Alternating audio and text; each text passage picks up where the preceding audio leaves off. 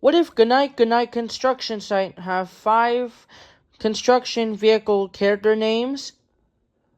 This is a bulldozer named Jake. He was born and built back in May 2002. This is Ryan the excavator. He was born and built back in September 23, 2004. This is Alex the crane. He is a crane truck and he was born and built. So this is Alex the crane truck carrying the green pipe.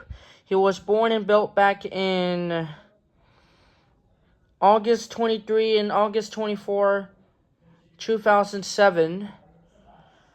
Cody the dump truck. He is born and built back in May 18, 2007. This is Mike the cement truck. Mike the cement truck.